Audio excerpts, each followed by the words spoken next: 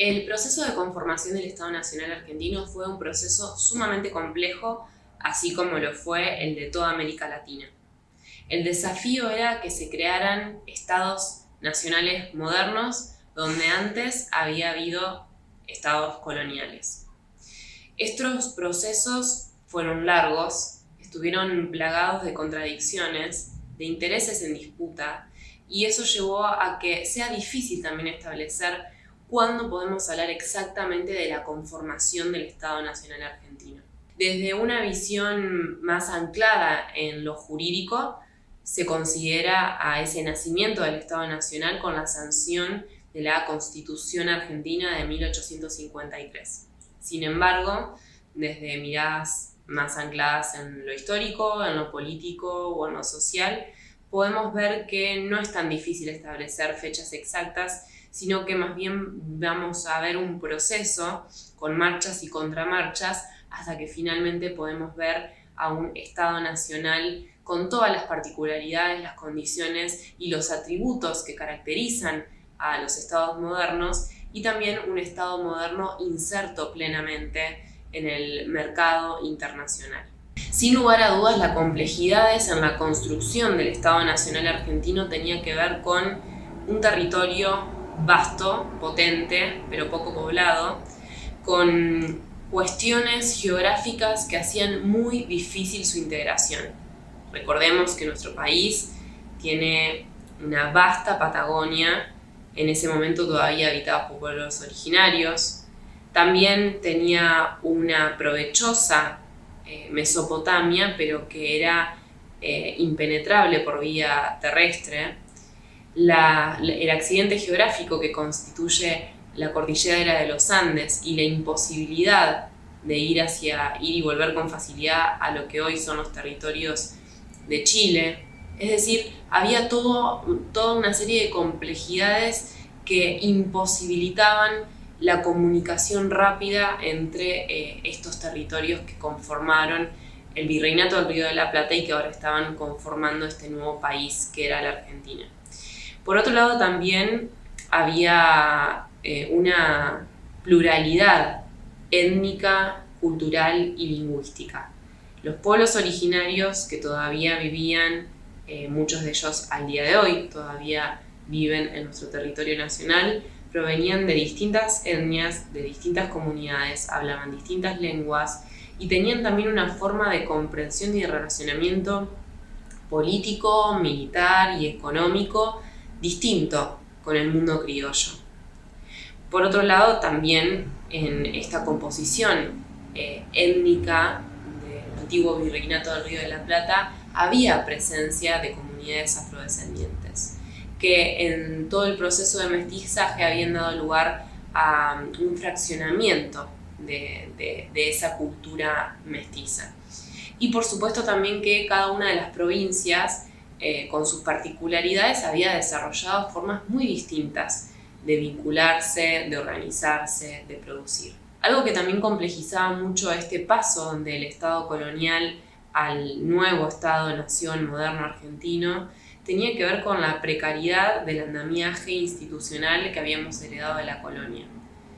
Eso había hecho también a su vez que el municipalismo tuviera una fuerte tradición en estos territorios y que además también la emergencia de figuras caudillescas fuera fuerte desde un primer momento.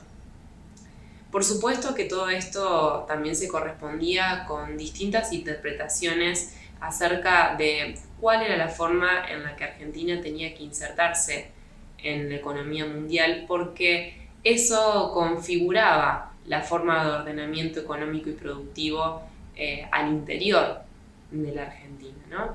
Y ahí es donde vamos a reconocer, y como lo hemos visto en algunos otros de los seminarios, esta tensión, esta puja entre unitarios y federales respecto a qué tenía que pasar con el puerto de Buenos Aires, cómo tenían que federalizarse los recursos, cómo tenían que custodiarse, cuidarse desde el Estado central las posibilidades de desarrollo económico de las provincias del interior. Esto tuvo su traducción bélica y por eso por tantas décadas tuvimos guerras intestinas, ¿no? Es decir, la verdad que todos aquellos atributos, diría Oslak, que caracterizan a un Estado moderno no existían y no existieron por varias décadas, ¿no? Estamos hablando de que no había un monopolio de los medios de coerción por parte del Estado, no había una moneda única, un andamiaje institucional muy precario, no había homogeneidad étnica y tampoco había un sentimiento de nación que surgiera como aglutinante, ¿no? Las guerras de independencia, si bien habían engrosado estos sentimientos patrióticos en parte de la población, no habían otorgado un sentido unívoco a qué era el ser argentino.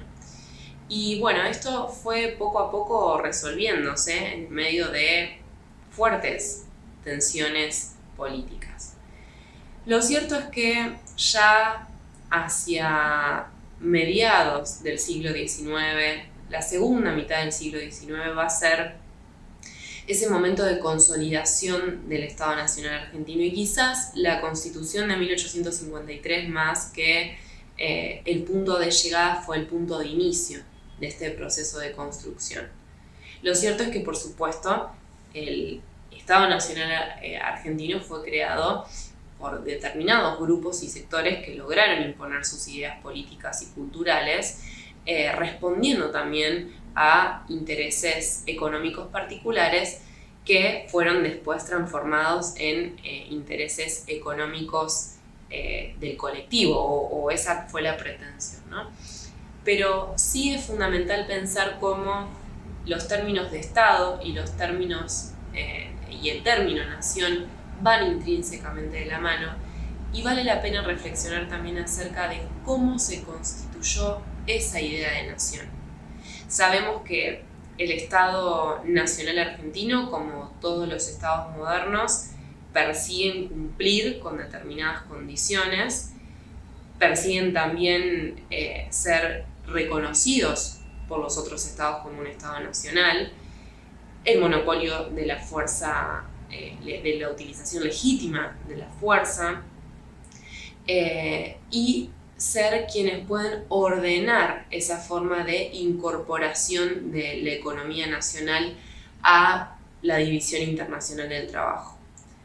Pero la idea de nación, esta forma de, como nos dice Oslak, de penetración cultural, también es fundamental, fue y es fundamental en el funcionamiento político de los estados. Y sobre eso vamos a reflexionar, sobre cuál fue el concepto de nación amasado por estas élites, por estos grupos dominantes, por estos sectores que lideraron el proceso de conformación del Estado argentino, qué supuso el ser nacional y cuáles fueron todas las identidades que quedaron recluidas de esa idea de nación.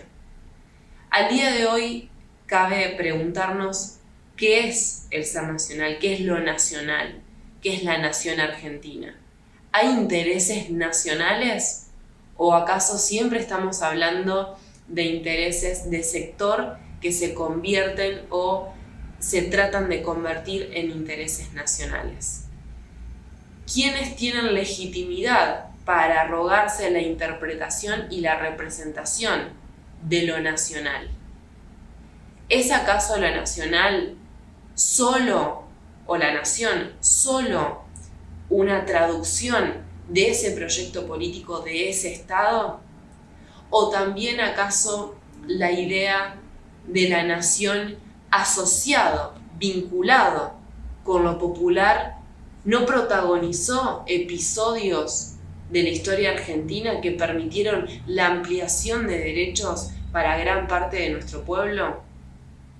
Bueno, todos estos debates han atravesado la discusión política argentina desde su nacimiento hasta el día de hoy.